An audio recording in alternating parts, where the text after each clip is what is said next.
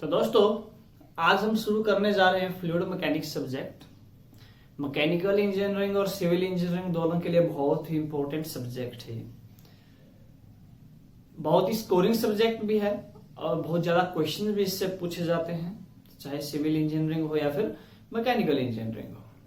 तो देखिए आज का जो लेक्चर है, इस लेक्चर में हम क्या डिस्कशन करने वाले हैं। इस लेक्चर में हम सबसे पहले फ्लूइड क्या होता है, फ्लूइड और सॉलिड के बीच में डिफरेंस क्या है, और उसके बाद अगर बात करें कि फ्लूइड मैकेनिक्स जो सब्जेक्ट है ये क्या है, इन सब चीजों के बारे में हम अभी डिस्कस करने वाले हैं। सबसे पहले अगर बात करें फ्लूइड की, तो उसको समझने से पहले हमें थोड़ा सा बेसिक में हमें जाना पड़ेगा। अब बेसिक में क्या होगा, सबसे पहले हम एक जो है यूज करते हैं, एक टर्म है हमारे पास। कौन सी टर्म है? कोहेजन। इसके बारे में आप लोगों ने सुना होगा कि कोहेजन क्या होता है। कोहेजन क्या होता है, मान लीजिए आपके पास ये एक बॉडी है और ये बॉडी क्या होती है, आपकी मॉलिक्यूल्स एटम्स की बनी होती है। तो किसी भी बॉडी के अंदर जो मॉलिक्यूल्स हैं या एटम्स हैं, इनके बीच में क्या होता है, एक अट्रैक्टिव फोर्स होता है। अट्रैक्टिव फोर्स यानी आकर्षण बल होता है। और ये जो अट्रैक्टिव फोर्स होता है इसको हम बोलते हैं इंटरमोलिकुलर फोर्स ऑफ अट्रैक्शन। क्या बोलते हैं? Intermolecular force of attraction. और इसी को हम क्या बोलते हैं? कोहेजन बोलते हैं। अब होता क्या है कि आपके पास मैटर यानी कोई भी चीज जिसको आप छू सकते हो, मैटर है, पदार्थ है। तो पदार्थ की तीन अवस्थाएं होती हैं, मैटर की तीन स्टेट होंगी। और वो तीन स्टेट कौन सी हम डिस्कस करते हैं जनरली, वो आपकी सॉलिड, लिक्विड और तीसरी जो हमारी होती है वो होती है गैस।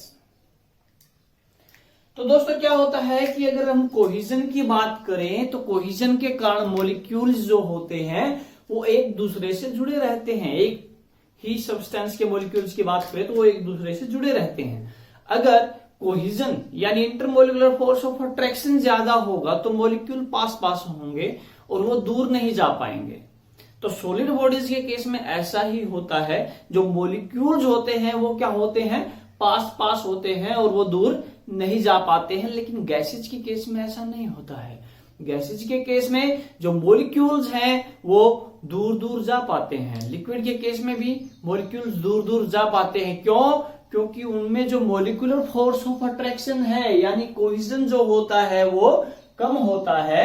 तो मैं कह सकता हूं कि जो सॉलिड बॉडी है इसमें जो कोहेजन फोर्स है वो आपका ग्रेटेस्ट होता है, जबकि गैसेज में क्या होता है, ये लोएस्ट होता है।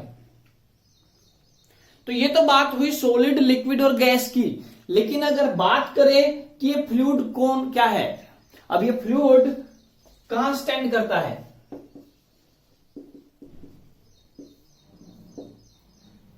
चलिए इसको समझने के लिए हम एक बार बेसिक पर जाते हैं। थोड़ा सा सॉलिड बॉडी को समझने की कोशिश करते हैं, कोहेजन को फिर से समझने की कोशिश करते हैं कोहेजन के साथ।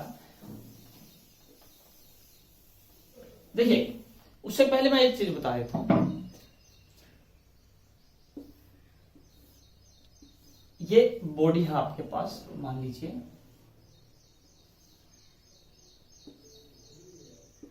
अब बॉडी को हम अगर लेयर वाइज माने, मान लीजिए लेयर्स हैं एक बॉडी की, कोई भी सॉलिड बॉडी मैं ले लेता हूं तो उसकी लेयर्स हैं। क्या होगा, जैसे ताश के पत्ते हैं ऐसे ही रखी हुई है ये, और ताश के पत्ते के ऊपर आप एक फोर्स लगाओगे। फोर्स लगाओगे तो देखिए एक चीज ध्यान दीजिए, फोर्स दो तरीके के होते हैं। इस चीज को समझिए, थोड़ा सा बेसिक है ये। फोर्स दो तरीके के होते हैं। एक फोर्स वो होता है जो क्या है कि मैं इस बोर्ड के परपेंडिकुलर डायरेक्शन में लगाऊं, और दूसरा फोर्स कौन सा हो सकता है, मैं इसके पैरेलल डायरेक्शन में लगाऊं। जो परपेंडिकुलर डायरेक्शन में फोर्स लगता है उसको बोलते हैं नॉर्मल फोर्स। उसको क्या बोलते हैं? Normal force. और जो पैरेलल डायरेक्शन में लगेगा उसको बोलते हैं शियर फोर्स। तो आपने क्या किया, ये बॉडी ली और इस बॉडी के टॉप फेस पे क्या किया, एक शियर फोर्स लगाया।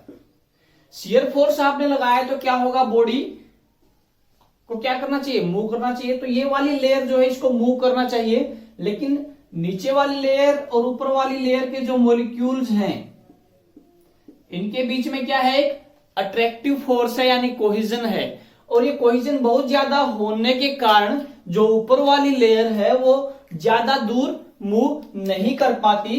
तो इस कारण जो ये बॉडी है, ये बॉडी क्या हो जाती है, ये सिर्फ डिफॉर्म होके रह जाती है इस तरीके से।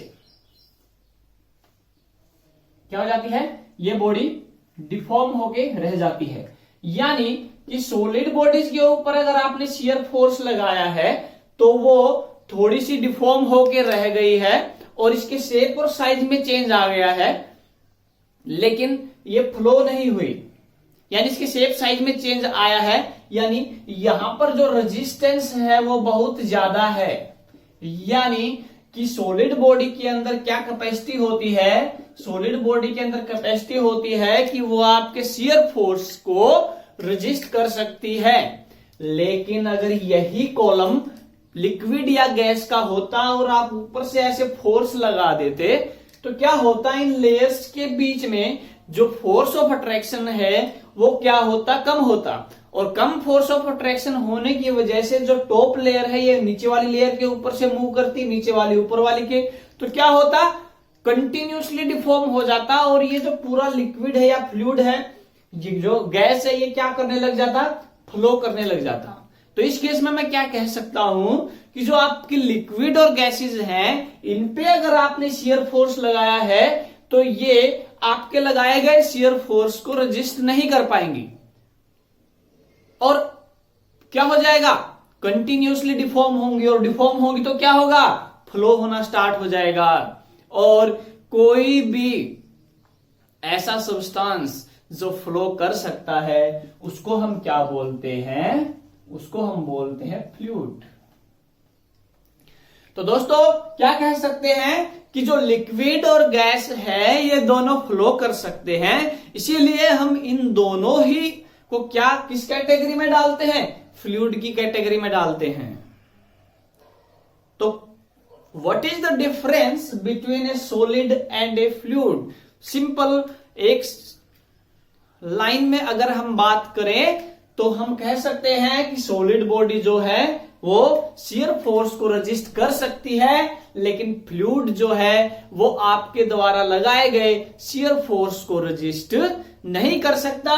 चाहे आप हल्का सा शियर फोर्स भी लगाएंगे तो उसको भी ये रेजिस्ट नहीं। इसके बाद अगर हम बात करते हैं फ्लूइड मैकेनिक्स की। फ्लूइड मैकेनिक्स की बात करें तो सबसे पहले मैकेनिक्स की बात करते हैं। तो मैकेनिक्स क्या होता है, मैकेनिक्स के बारे में आप लोगों को पता है, फोर्स क्या होता है, किसी भी बॉडी पे लगाया गया पुश या पुल। और अगर किसी बॉडी पे पुश या पुल लगाओगे तो बॉडी के साथ क्या हो सकता है, बॉडी मूव करना स्टार्ट कर सकती है या इसके शेप या साइज में चेंज आ सकता है, मुड़ सकती है, लंबी भी हो सकती है, छोटी भी हो सकती है। तो क्या होता है, फोर्सेस के अलग अलग इफेक्ट बॉडीज पे हो सकते हैं। तो फोर्स के इफेक्ट्स को स्टडी करने के लिए हमारी जो साइंस है उसको हम मैकेनिक्स बोलते हैं। यानी साइंस की वो ब्रांच जिसमें हम फोर्स और उसके इफेक्ट्स के बारे में स्टडी करते हैं तो उसको हम मैकेनिक्स बोलते हैं। इसी तरीके से अगर हम बात करें फ्लूइड मैकेनिक्स की तो क्या कह सकते हैं कि किसी भी फ्लूइड पे यानी लिक्विड या गैस पे अगर फोर्सेस के इफेक्ट को स्टडी करना है तो हम क्या बोलेंगे, वो जो साइंस है वो फ्लूइड मैकेनिक्स कहलाएगी। तो एक लाइन में डेफिनेशन आप नोट कर लीजिएगा, fluid mechanics is the branch of science which deals with the study of forces and their effects on fluids। तो दोस्तों अगली क्लास में हम शुरू करेंगे हमारा मेन कंटेंट, मेन कोर्स, जिसमें हम शुरू करने जा रहे हैं फ्लूइड प्रॉपर्टीज। तो जुड़े रहिएगा हमारे साथ पूरा फ्लूइड मैकेनिक्स के लेक्चर देखने के लिए, पूरे मैकेनिकल इंजीनियरिंग के लेक्चर देखने के लिए। और लाइक कीजिएगा, अगर आपको वीडियो पसंद आई है तो सब्सक्राइब कीजिएगा हमारे चैनल को, ताकि आप आगे भी हमारे कंटेंट को देखते रहें और दोस्तों के साथ शेयर भी कीजिए। Thank you.